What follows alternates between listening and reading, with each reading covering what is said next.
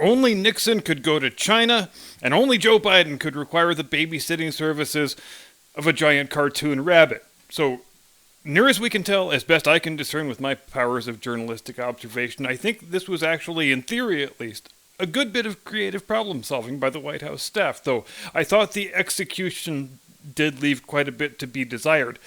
The thinking seems to have been okay, since our president has the mentality and the attention span of a drunken kitten, and it looks embarrassing and not very dignified when we, the White House staff, have to lead him around in the right direction so he doesn't walk into a wall or fall off the stage or try to open up a door that isn't there. All of which are real-life achievements by this president, by the way. So we know when we go out there to do the Easter egg roll, there's going to be a lot of shiny objects and a lot of little kids with really good-smelling hair, and this means that our man Joe is going to need to be minded even more closely than we normally do. But let's say instead of doing that task ourselves like we normally do, let's pawn it off on the Easter Bunny. One of us can just put the stupid costume on and we'll lead the doddering old half-desiccated husk of the president around just like we always do, except it won't be as obvious as it usually is. It can just look like the Easter Bunny doing fun Easter Bunny shit with the corpse of the president. And there you go. Bob's your uncle. Everybody wins. And this is why they pay us the big bucks. Right? And yeah, sure, it is kind of sad that after 15 months in office, the best idea to come out of this administration is something involving a bunny costume, but hey, sometimes one has to work overtime to be an optimist. It's better than the free crack pipes at least, right? Isn't it? But like I said, the idea was quite a bit better than the execution was. Now, I feel like whoever the person was inside the bunny costume probably should have taken more care in considering that this is an octogenarian man who's older than his years, mentally enfeebled, easily confused, cognitively disordered in the extreme. And if you gave him a really frightful start, it's entirely possible he might just collapse into a pile of dust right there on the spot. Which is to say, if your job for the day is babysitting a guy like Joe Biden, and you're wearing a furry costume with a giant-ass bunny head on top, and that old man has got his back turned, he's totally preoccupied trying to sniff on some kid's hair, and you need to get his attention, here's how you don't do it. You don't grab him by the arm, spin him around, and wildly gesticulate your arms all up in his face like, "Ooh, I'm the giant bunny monster come to eat your soul and drag you down to the underworld." When you're as close to death as Joe Biden is, when how best to say this, when that much of your intellectual blackboard has been erased, hallucinating things is just part of the journey to dementia land. For all we know, Joe sees giant bunny monsters everywhere he looks anyway. I think Hunter sees them sometimes too, but only when he's about $80,000 into a weekend coke bender, but that's another story. All I'm saying is, maybe be slightly more selective, pick your spots better, as it were, when it comes to putting on animal cosplay costumes and trying to frighten the living shit out of some poor senile old man, because it's like I always tell my kids when they're headed out on Friday night. Do you want your name on somebody else's death certificate? No? Good. That's what I thought. Have a fun time, sweetheart. Come give Daddy a kiss. And you especially don't want your name on somebody else's death certificate over something that happened while you were wearing an animal costume. Isn't that right, Jim Eagle? He says yes.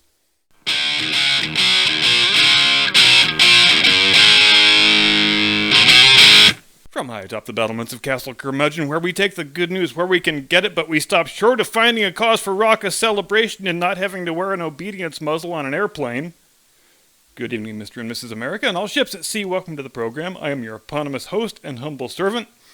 And there's an old saying, one of the better old sayings, in the opinion of this reporter, that says the best gauge of a society's moral worth is the manner in which it treats its children and its old people. And it's a desire to do right by children and old people that animates the fact that there are certain aspects of socialism which are widely supported and commonly practiced, even in every Western liberal democracy. You know, national old age pensions so that each citizen can spend their last years in a reasonably dignified condition.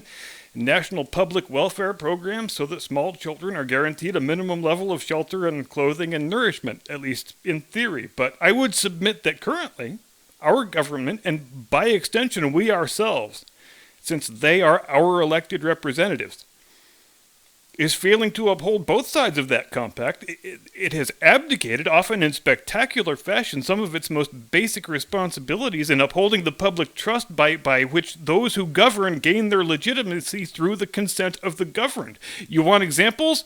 Good, because I got them. There is no widespread current of public opinion in this country, or in any damn other country as near as I can detect, that says parents, mothers and fathers, want public schools transing their kids. You know how I know that?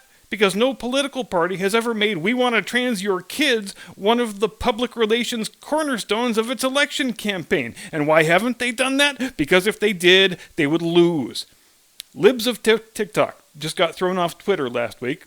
Surprised it took that long, frankly, and it's just a delicious bit of unintentional irony that the rationale Twitter gave for the decision was that they had violated that hate crimes policy. If you're unfamiliar with Libs of TikTok, all it is just repostings of the videos that wacky radical leftists have made of themselves and freely posted to social media. There's never any sort of additional commentary added, and many of the wild-eyed maniacs whose videos they repost, you guessed it, they're public school teachers, often at the very, very tiny kid level, and I'm sorry, that's something all decent people have a problem with, and I'm willing to paint with a broad brush on that one. No sane person with a functioning moral center thinks it's integral to a well-ordered society for 5- and 6-year-olds to be told in graphic detail about homosexuality and transgenderism. It's fun that the people who claim to be the proponents of this crap get so offended about the word grooming. Well, then you should tell me what else I should call it when you take a bunch of 5- and 6-year-olds and try to press gang them into your creepy, weird, deviant sex cult. Whichever creepy, weird, deviant sex cult you happen to be a member of, I don't give a flying shit which one it is. It doesn't matter. And you know why it doesn't matter? Because there's a word for people who define their entire lives by where they stick their damn genitals. It starts with a P and it ends with pervert. And you know where perverts and sexual deviants don't belong is anywhere near small children. There's another damn thing we all used to agree on up until 5 minutes ago. If the question being asked is how am I going to make the world a better place? The answer is never, and I mean ever, talking to small children about sex. Thanks for applying. Have a nice day. Enjoy your time on the sex offender watch list. But many of the videos that Libs of TikTok posts, a majority even, they are of public school elementary teachers sitting in their classrooms more often than not, making videos in which they talk almost matter-of-factly about how much success they have had recruiting this year's crop of 4th and 5th graders into identifying as LGBTQIA plus 2S star squiggle semicolon EIEIO.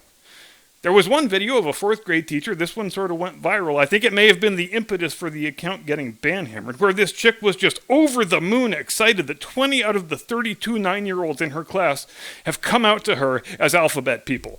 So here, by this woman's own reporting, she's actually done the work for us. We have first-hand statistical empirical evidence that what is taking place in our nation's public school classrooms most assuredly is, by any conceivable definition of the term, child grooming.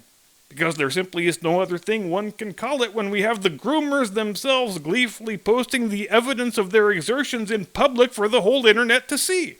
This particular groomer was proud and delighted to report that she had successfully indoctrinated 62% of her 4th grade class into her preferred creepy pervert sex cult.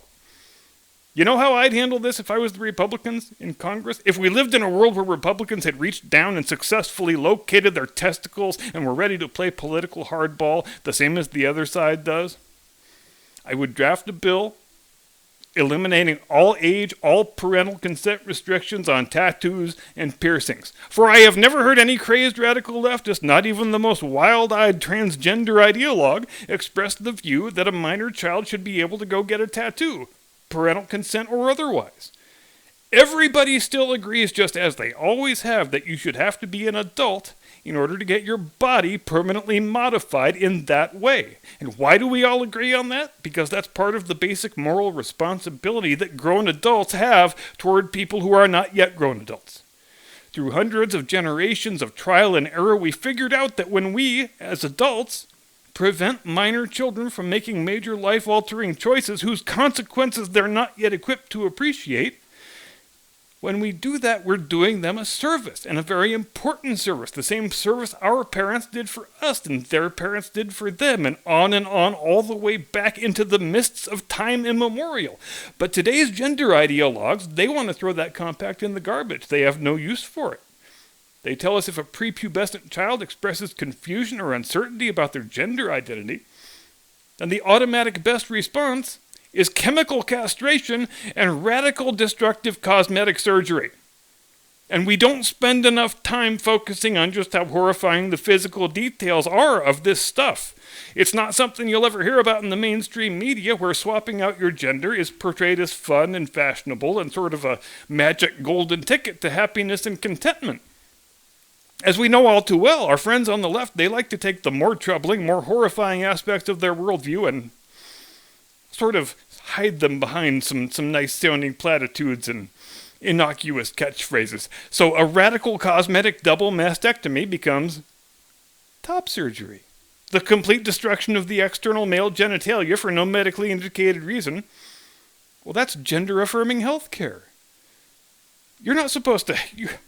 You can't hate healthcare, you monster. You just want to attack trans kids. You're a bigot and a bully. You're trying to prevent this vulnerable population from getting the healthcare it so desperately needs.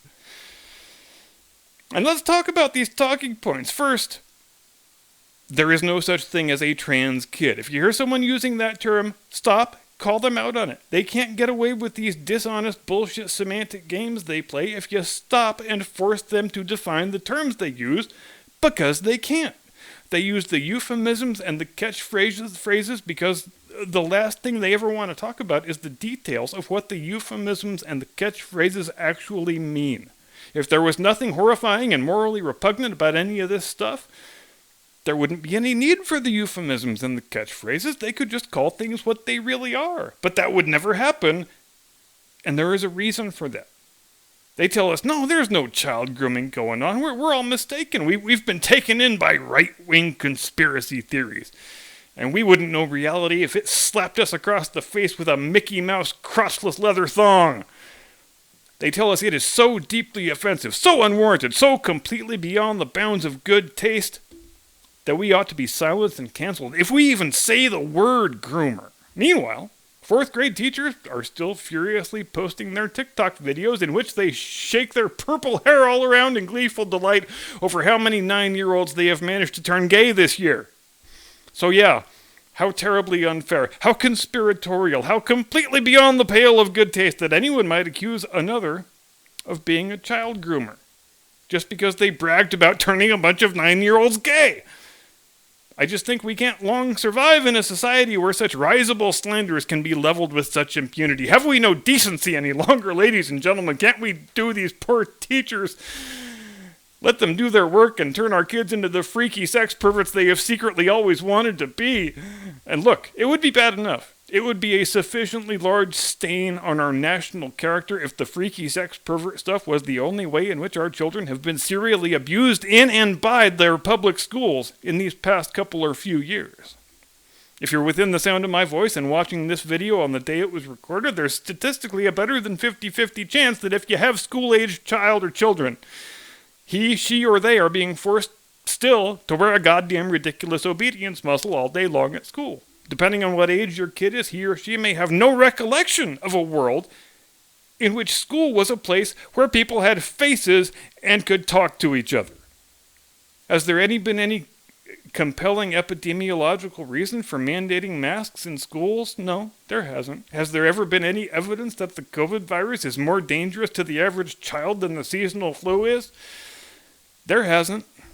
Has there ever been any evidence that public school settings, whether you have a mask mandate or not, are a common vector for new outbreaks of the disease? Nope, there hasn't. So why is your kid still being forced to strap on that ridiculous, disgusting face diaper? Well, that's an easy answer. Your kid still has to wear that stupid, disgusting face diaper for the same reason the schools were shut down for almost a year and a half. Because the teachers' unions want the Democrat Party to know they are the ones in charge. Oh, you thought it had something to do with your child's health? Yeah. Sorry. No, you see, what happened is when the virus first came along, the teachers said, as much as I love it, spending my days recruiting little kids into my creepy, weird sex cult. I think I would like it even better if I just didn't have to go to work at all, but I still got paid. So then Randy Weingarten writes a letter to the Department of Education that says, I'm hearing from my rank and file down here that they would very much like to lie around in their jammies drinking hot chocolate all day while getting paid their full salary and benefits. So, can you tell your boss if he wants those sweet fat stacks of campaign cash to keep rolling in, he would do well to accommodate our very reasonable request? And then the Department of Education writes back to Randy Weingarten and says, Ma'am, thank you very, very much for your extremely kind and wonderfully well-written letter. From the tenor of your remarks, I take it you're hearing from your membership that they're deathly afraid of this very, very dangerous Chinese flu virus, so much so that teaching in person simply won't be an option for the next, say, 16 months?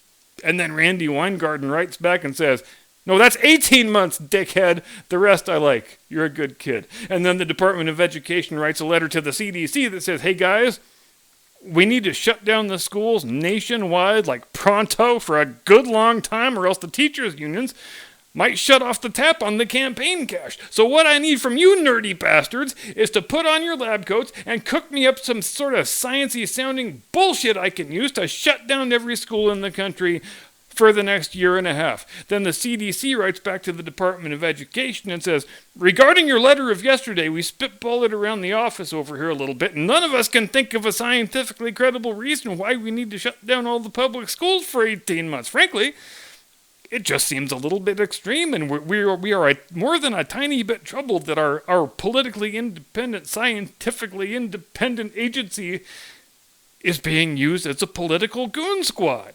Then the Department of Education writes to the Democrat National Committee and says, I'm having a bit of trouble with those lab coats over at the CDC. They say they're uneasy about lying for us just so we can keep getting suitcases full of campaign cash. Then the Democrat National Committee writes to Randy Weingarten and says, hi, we're replacing the CDC director, and I just wanted to get your personal recommendation for his replacement, if you know what I mean.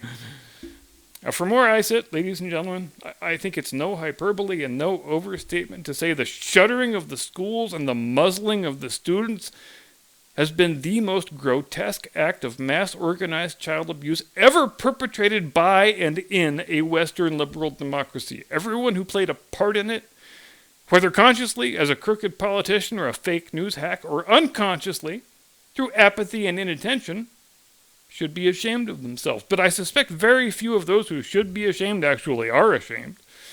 But we also failed our elders these past few years. We failed them just as badly as we have failed our children. In return for building, serving, and defending the country in which we are also privileged to live, how did we repay them? Well, we stripped them of whatever remained of their dignity and their personal autonomy, and we relegated them to mostly die alone. Of our Second World War veterans who remained living at the start of 2020, fully 75% of them are gone now. And did we fulfill our obligation to see them off in a dignified fashion? Did we treat them in a fashion that was commensurate with the lifetime of service that they rendered to us? I don't think any of us can say we did that. Husbands and wives who were married 70, 75 years were walled off from each other, not even permitted to hold one another's hand while one of them was dying, much less to have the comfort of a family visit. All their choices taken away, and for what? Is there any evidence that any of these top-down, brute-force government responses did a single thing to ameliorate either the length or the severity of the pandemic? Because if there is, I have yet to see it. The people who were the authors of all this, I doubt they've spent very much time thinking about the real-world consequences of the policies they imposed, because the policies never had anything to do with keeping people safe or flattening the curve or slowing the spread or any of that nonsense. It was all about helping a certain political party win elections. And when you can maintain a singular focus on that singular goal, I guess it becomes easy to ignore mountains of dead bodies.